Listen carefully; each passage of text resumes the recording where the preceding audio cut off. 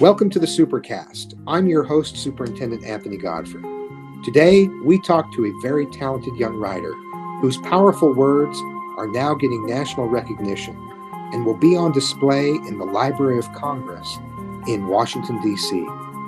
Fort Herriman Middle School's Sophia Parsons won what is called the Do the Right Thing Challenge, which is part of a national campaign to stop youth violence. On this episode of the Supercast, we'll hear from the teacher who is inspiring young teens like Sophia to use their words and life lessons to advocate for change. But first, let's talk with Sophia Parsons.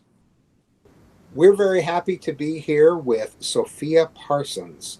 Sophia is an 8th grade student at Fort Herriman Middle School, and she is receiving national recognition for her writing. And I wanted to find out more about what she wrote and what that recognition is that she's receiving. Sophia, thanks for joining me on the Supercast. Thank you for having me.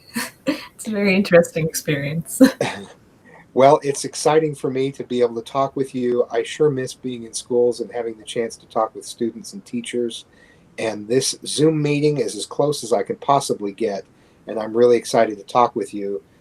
It was about in 8th grade that I started to get really excited about writing, mostly because of a particular teacher I had.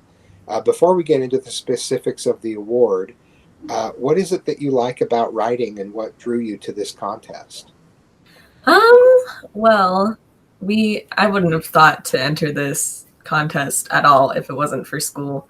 My teacher for our unit about the outsiders started having like the conversation of youth violence, and she suggested the contest to us and had us all write an essay, and whether or not we wanted to submit it was up to us. And so I just wrote it all down in like one night because I wasn't that satisfied with like where I was going with it. Got it down, submitted it the next week, and it kind of disappeared until now. That sounds very much like what accomplished writers do. They sit down, the idea is there, the fire is burning, and at a fevered pitch, they just write it and it just comes out and there it is. That's kind of how it went for you? Yeah, it's either like a lot of hard work to try and formulate like abstract thoughts, or it's just one big fevered dream of inspiration. So what is the name of the contest and what recognition have you received for your work? It's called the Do the Right Thing contest. It's where students send in their essays about youth violence, what they can do to prevent youth violence, and how youth violence has affected them. As far as recognition, it's been insane. We've had a couple conference meetings over Zoom and stuff like that, where they announce the finalists and then they announce the national finalists and things like that. And I got a couple goodie bags from the committee. Today I got a food gift card, and that was really, really nice. Now, is your writing going to be included in a book? Is that correct? Yeah, I heard that it was going to be included as like a book in Congress. So like, it's kind of mind-blowing. But yeah, in the Library of Congress, which is quite a nice honor. Tell us about what you wrote as your submission. Oh boy. My teacher went over the criteria first, and I was kind of confused as to what I would write, because in my mind, I'm not a target of youth violence, like at all. Like I feel like up to now, I still feel like I'm not the right person to be talking about this. Like I don't feel very directly affected, but I figured, hey, everyone has a story to share, so I might as well share mine. And so I started off with why youth violence happens and the feelings associated with that, because I feel like it tends to be boiled down to condition or circumstance. And I wanted to like get into the emotions behind it, because that's why I found The Outsiders so compelling. It's the emotions of the characters from their situation. And so I tried relating that to myself, and I found the biggest connection there with like feeling undeserving of like everything, and like not feeling like you belong or like you have a place in the world. So that was the easiest part. By far the hardest part was the criteria of relating it back to myself. Because I'm just a privileged white girl from the middle of Utah. So, but in order to find that, I took like a look at my past, and I've always related more with the idea that you can bully yourself and not really be aware of it. And I tried looking at my past and said, well, where could I have gone like down this dark path? And so I looked a lot at my younger life when I was just like a kid and my mom was an alcoholic and a smoker, and like I thought that was what was normal, and my dad worked a 9-to-5 job, and so he was only kind of around during the nighttime since he left early in the morning. So like it's not as big of a thing, but it's still impacted me in ways that I didn't really understand at the time, but looking back it's a lot easier. Is it fair to say that the writing made you reflect on who you are and what your experiences have been and how they've influenced you? Oh, definitely. Like, I always tend to play down my problems and like play down my issues. Like, oh, well, I don't have it as bad as somebody else. But like taking like the time to look in at myself, even if it is for an essay purpose, was very therapeutic. And like, if nothing else, at the end of writing the essay, I felt a lot better about myself and like my problems matter. Well, that's a really good result from writing this. And I was interested in what you said about bullying yourself, that when you started to reflect on this, you realized that that's something that can happen. Tell me a little bit more about what you mean by that. Well, when I was first introduced to the concept of bullying yourself, I was in fourth grade, around there.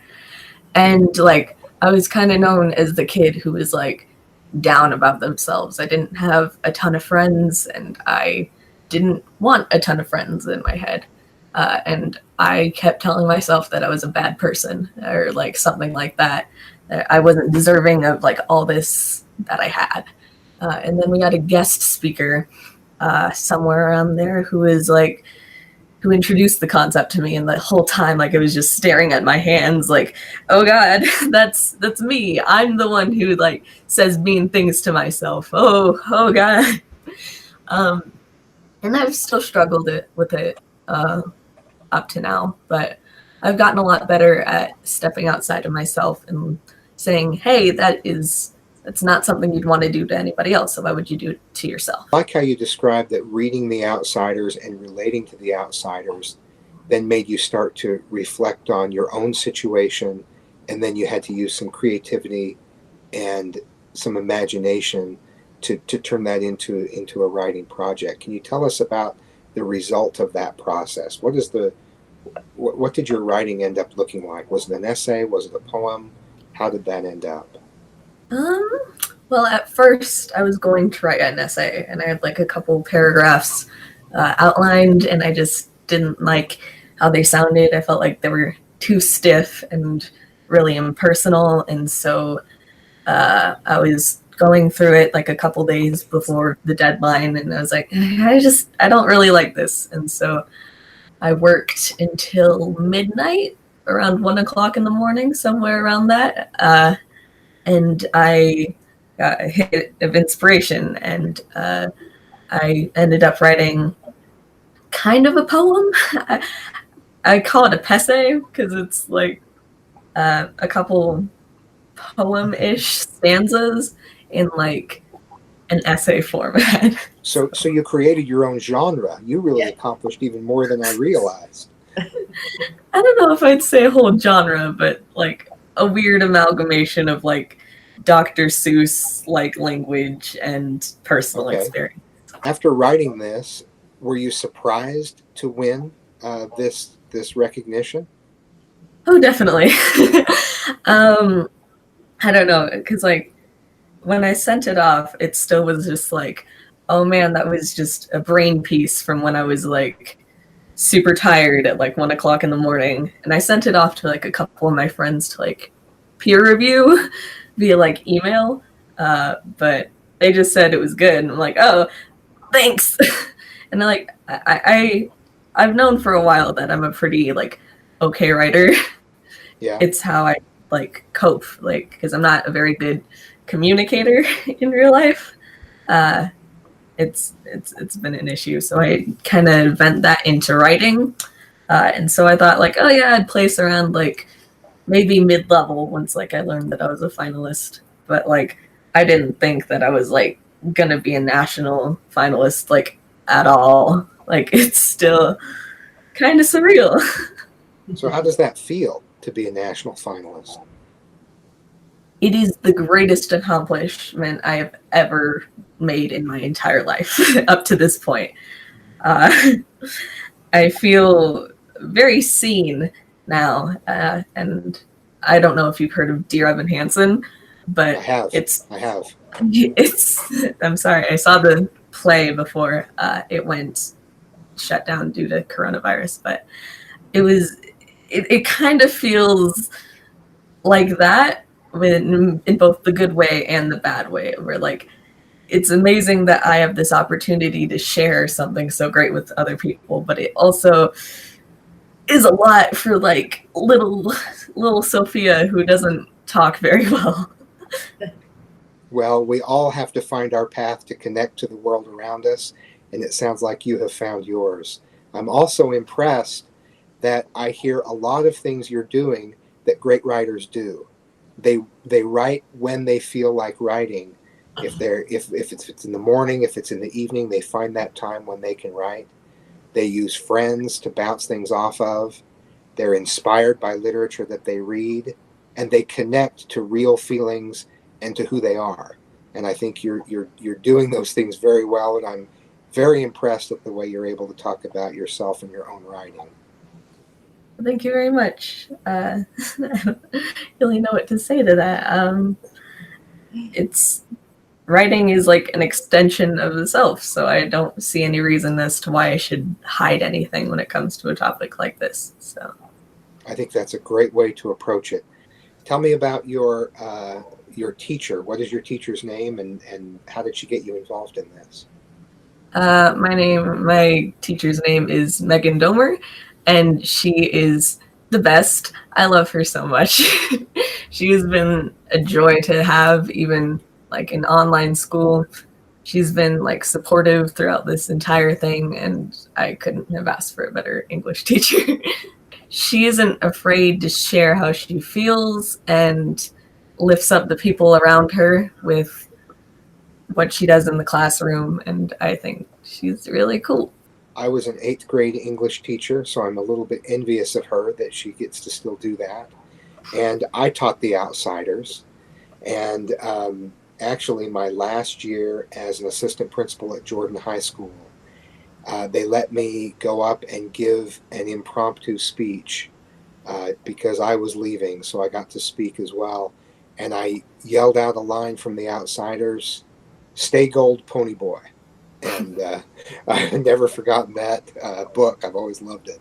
Did you like The Outsiders? Is that partially what got you into writing the essay? Yeah, I liked it a lot. There was a couple people in my class who were like, it's not as cool as other books I've read, but I don't read a ton outside of school, so it was a cool thing. We're going to take a quick break, and when we come back, a surprise visit from Sophia's teacher, who is making a difference in so many young lives. Megan Domer joins us. I'm Stephen Hall, Director of Jordan Education Foundation. In today's challenging and uncertain times, it is more important than ever before to support one another. Here at the Jordan Education Foundation, we invite you to join us in making sure children are not going hungry. Your $10 donation to the foundation will help us feed one student for a weekend, when food and meals may be very scarce for some. With food and hygiene supplies in the principal's pantries at Jordan school districts being depleted and in higher demand than ever before, every financial contribution made will help us to keep the pantries filled for students who would otherwise go without. The Jordan Education Foundation exists due to the generosity of people who care about kids. If you would like to donate to help children from going hungry, please visit jordaneducationfoundation.org or contact the foundation at 801-567-8125. Thank you. Together we can make a difference. Sophia was also recognized recently by the Utah State Board of Education for her writing. Her mom was by her side and became emotional as her daughter was recognized. Let's listen in. Can I just, as a parent, chime in on the last comment about the teacher? Yes. Her teacher has been, sorry, I get a little emotional. It's nice to see teachers who really take time to see their students and see them on a level that not everyone gets to. So it's been a really emotional trip for us to have such great teachers for Sophia this last year. Thank you for your comments. That Sophia's certainly supported by a fantastic mother too. We welcome Megan Domer joining us on the Supercast now. Megan is Sophia's teacher who helped get her involved in the contest. Megan, thanks for joining us. Tell us, you're an 8th grade English teacher at Fort Herriman Middle School, is that correct? Yeah, I actually am teaching 8th and 9th grade this year, so I spend half my day with the 8th graders and half my day with the 9th graders. And you don't have to tell us your favorites. I was also an 8th grade English teacher, and 8th grade was my absolutely favorite class to teach. That happened back in the 1900s, Sophia. And in the 1900s, I made friends with some of those 8th grade students, and I am still in contact with them even this week. I had conversations with a couple of my students back from 8th grade in 1993. So it's quite a ways back, and brings back nice memories to be talking to the two of you of my chance to be in an 8th grade English classroom. And as a student in 8th grade, my 8th grade English teacher was my favorite teacher and remains my favorite teacher of all time. My 8th grade language arts teacher is the reason why I'm a teacher. So, and I'm still in contact with her regularly also. That's fantastic. Yeah, this is so sweet. It just makes me so happy. Well, Megan, where were you in 8th grade? Where was I? Oh, I was in a suburb of Chicago at Droughton Point Middle School. Oh, yeah? And what's the name of the teacher you stayed in contact with? Oh, that's Miss Jennifer Rossi, Jen Rossi, my Facebook friend. And I will always talk about her anytime I get the opportunity, because some middle school teachers have this idea that we're like the forgotten ones, and like everybody remembers their high school teachers after they've graduated, and you know, they feel like they can stay in contact with them. But I refuse to believe that. So I'm like, no, I will continue to hang out and talk to my 8th grade language arts teacher, even if she's 1,300 miles away. And I hope that my students someday will feel the same way. But even if they don't, I'm going to still believe that I'm not forgotten. Well, I don't believe you're forgotten at all, and you've obviously had a big positive influence on Sophia and helped move her to enter this contest. Tell us a little bit about Sophia and her writing.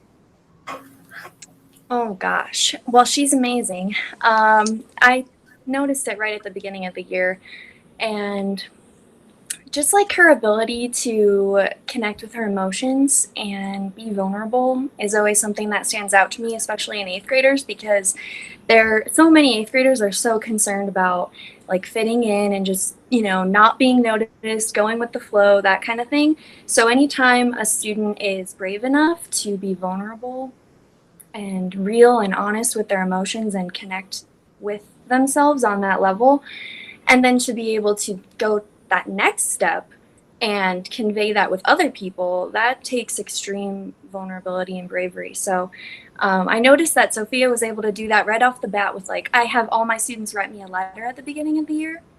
And they can write about whatever they want. It's just a letter for me to help get to know them. They can be as superficial with them as they want or as deep as they want. And she was just really honest and straightforward right from the very beginning. And not to mention, she writes better than, like, I've taught all the way through high school seniors, and she writes better than many high school seniors I've taught. So she's very gifted. That does not surprise me. Just talking with her, I can tell how articulate she is and how good she is at expressing herself. Absolutely. I almost forgot about I know, that. Sophia. Sorry, it's unpleasant to hear people talk about you like this, isn't it? No, it's fine. It's just a little embarrassing. My mom's been doing it a lot this week, and my child's so amazing to like even like random baristas at Beans and Brews, and I'm like, We just love to brag about you, Sophia. Well, you obviously have a big fan in Ms. Domer. Ms. Domer, tell us about how you teach kids to connect to their writing and to their emotions and to express themselves. Well, it's hard. It is definitely a challenge, but I think what helps with the Do the Right Thing competition is the way that we kind of lay everything out for students from the beginning. And, you know, it's a topic that in some communities is much easier to talk about because it's all around them and things like that in a very visual way. But in other communities, it's sort of more of a hidden issue or something that people don't bring to the forefront initially. And so what I like to start doing with my students every year when the competition rolls around is we first talk about like what violence is and have people give examples. And I like to do a little creative writing with them right off the bat where we talk about, you know, getting a little abstract with it, like what does violence taste like? What does it sound like? And having them connect to it on like that really visceral level. I feel like when they're able to do that, and then you move into the next step where they start to begin sharing their personal experiences with it, whether it's directly or indirectly or as a witness, then they start to be able to put those pieces together and open up a lot more. Most kids, not all, but a lot more than you would expect. That makes a lot of sense. And the way that you structure things, you can help students discover that they're able to do things that maybe they didn't think they were capable of. Yeah.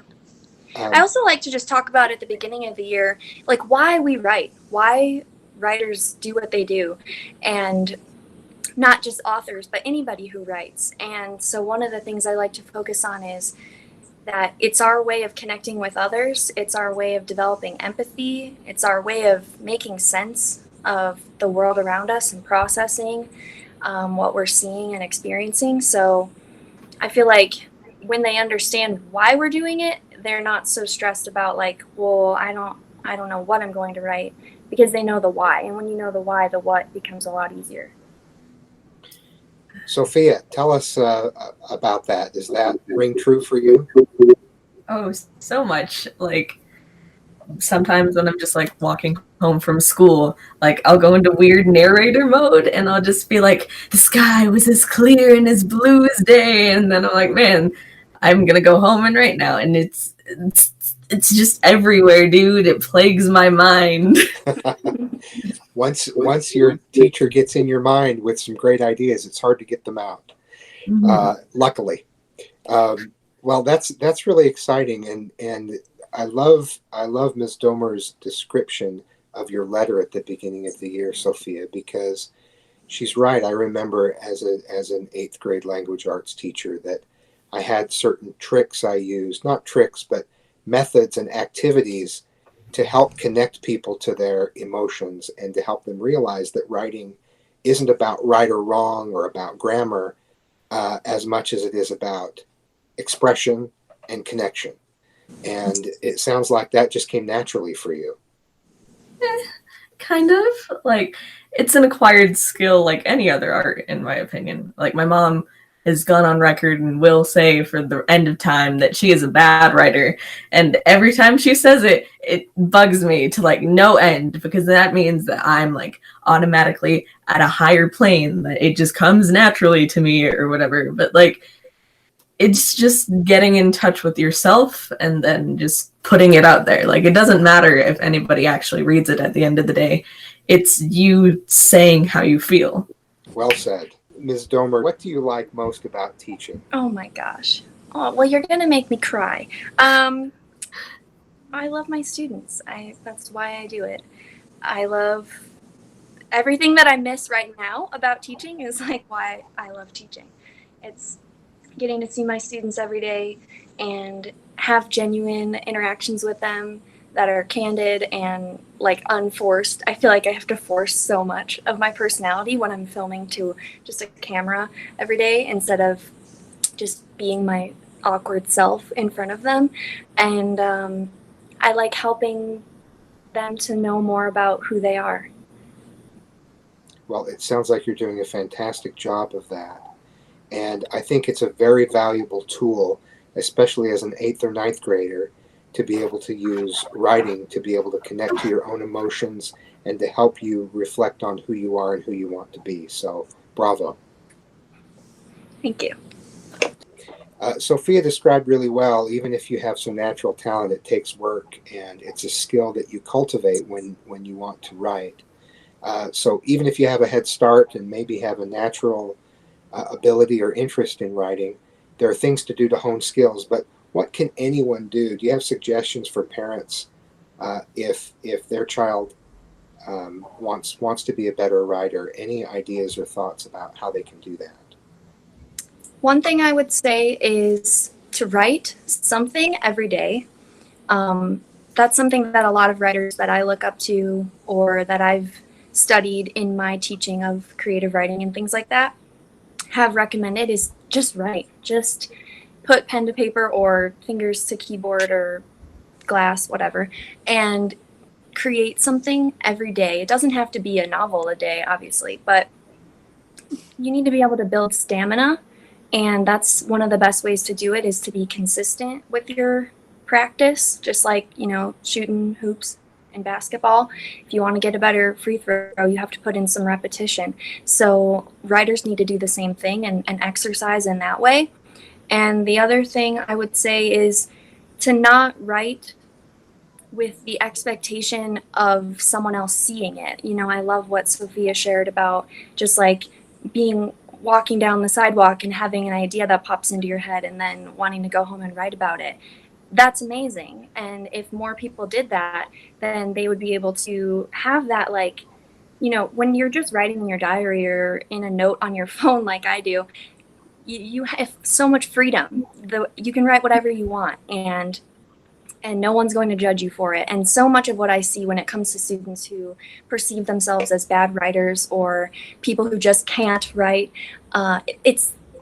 they're paralyzed by the fear of criticism and like the negative feedback that they're going to receive. And so they become paralyzed and unable to take that step of actually getting their thoughts out onto the paper or screen. But when you write just for yourself, you don't have to worry about any of that. So I would encourage that type of writing as much as possible.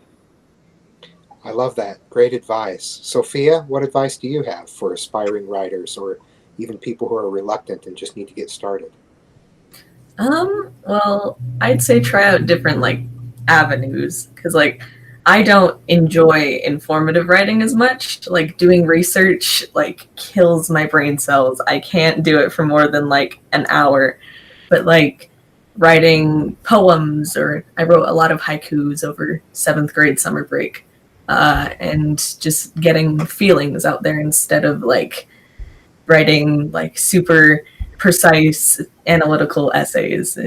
So write about what you're passionate about. Try out different ways of writing. That would be my advice. Great thoughts. Living through the times we're living through, is writing a good source of stress relief and therapy? And do you think some people who didn't think they were writers might emerge as writers if they just give it a try in these unusual circumstances? I definitely think it's possible, and I've seen it myself over the past few weeks with the assignments that my students have been doing virtually. With April being National Poetry Month, my students were writing some original poetry as well as analyzing poetry by other poets. And in the process of doing that, I've seen so many writers like pop out of the woodwork, and I'm writing them back in comments like, "Where have you been all year? Oh my gosh, this is amazing!" Like it just came. It's blowing me away, and I think that a lot of that has to do with they had to sit and think, and they had the time to sit and think, because it's hard in a classroom with you're trying to keep to a schedule and you're trying to keep on pace with your PLC, and you don't want to lag too far behind as far in planning, and so you feel like you have to put a time limit on how much brainstorming they can do and things like that, it pains me, but sometimes it needs to be done.